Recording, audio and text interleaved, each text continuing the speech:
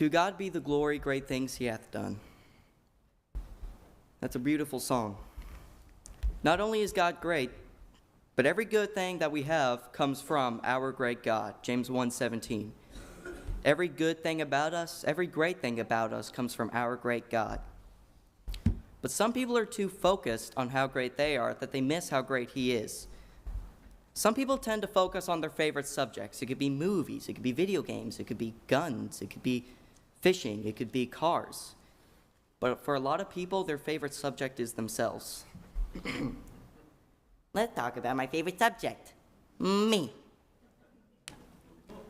God's people don't boast about tomorrow. Proverbs 27:1, boast not thyself of tomorrow, for thou knowest not what a day may bring forth. And God's people don't boast about yesterday. Proverbs 27:2, let another man praise thee, and not thine own mouth, a stranger, not thine own lips. If you have to tell others about how special you really are, how special are you really? Praise is something that needs to be poured on others. It's not something we should pour on ourselves. Even Hollywood recognizes this. They always put it into their movies. It's always something that the bad guy does. In the animated film, The Incredibles, Frozone is talking to Mr. Incredible about how he was fighting a bad guy one time. And when the bad guy was starting to win, what did he do? He starts monologuing. And then later in the film, when Mr. Incredible met the bad guy, Syndrome, he let him get distracted by monologuing, explaining how he got rich, how he invented weapons, and how he made one only he can defeat. And then Mr. Incredible attacked him mid-sentence, but then he froze him with that laser that comes out of his hand and said, "You sly dog, you got me monologuing." Even he realized that. Those who talk about themselves are in bad company with the bad guys. When we get too caught up in talking about ourselves, we need to change the subject. Again, Proverbs 27:2, let another man praise thee, not thine own mouth, a stranger, not thine own lips. The more we think about ourselves, the less we tend to think about God. Jesus had to warn the apostles about this selfish thinking. Luke 9:46-48, they were wondering, who's the greatest? Jesus answered that the greatest among them was the one that served. And then there's Matthew chapter 20:26-28. Jesus didn't come to be served, but to serve. How often do we want to talk about ourselves a lot? How often do we have an I problem? Sometimes we need to ask ourselves the question, does I have an I problem? I did not misspeak. I meant to say that. In the book of Luke, Jesus described several bad guys who only thought about themselves.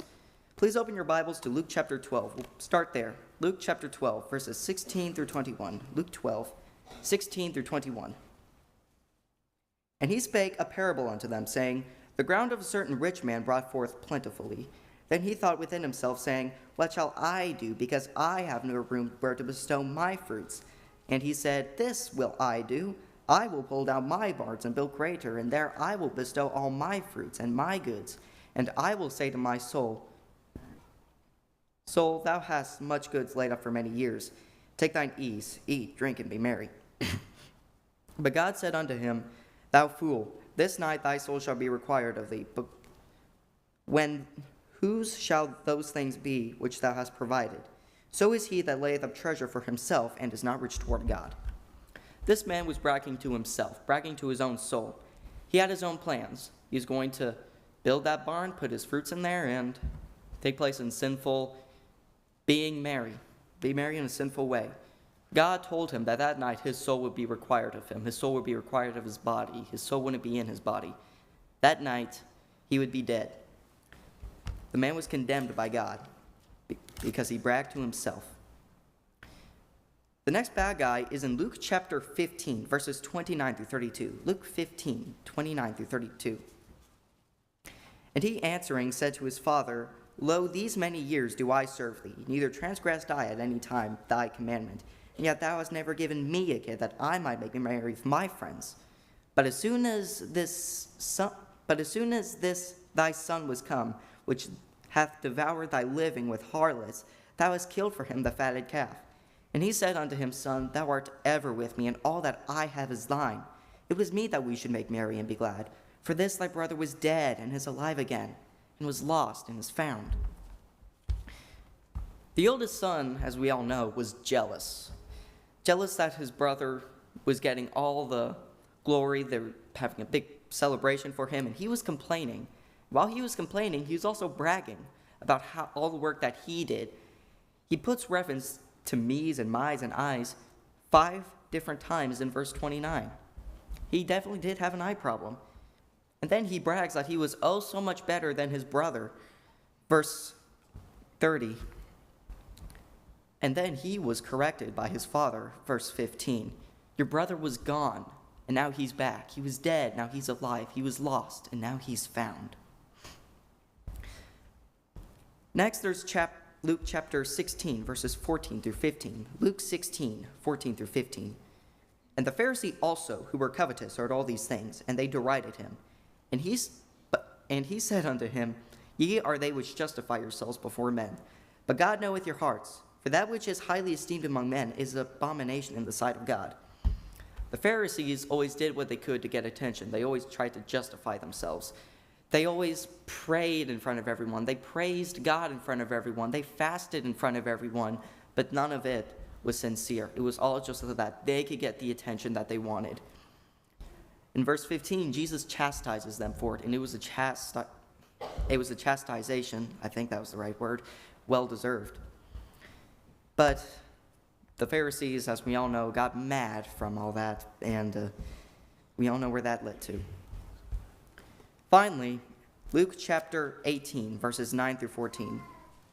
We need to not be the bad guy who brags to himself, the bad guy who brags to his family, the bad guy who brags to others, and finally, Luke chapter 18, the bad guy who brags to God. Verses 9 through 14 of Luke 18. And he spake this parable unto certain which trusted in themselves that they were righteous and despised others. 2 men went up into the temple to pray, the one a Pharisee and the other a publican. The Pharisee stood, prayed, and thus with himself, God, I thank thee that I am not as other men are, extortioners, unjust, adulterers, or even as this publican. I fast twice in the week. I give tithes of all that I possess. And the publican, standing afar off, would not lift up so much as his eyes unto heaven, but smote upon his breast, saying, God, be merciful to me, a sinner. I tell you, this man went down to his house justified rather than the other. For everyone that exalteth himself shall be abased, and he that humbleth himself shall be exalted. In this parable, this Pharisee, he was bragging about how he was so much better than that publican over there. He points out he's there to God. The publican begs for mercy, and we could tell from verse 14 that's what he gets. The Pharisee's prayer was very sincere. Using this parable, Jesus criticized the ones that trusted in themselves and never thought they did anything wrong. They let their conscience be their guide instead of looking to see what was right.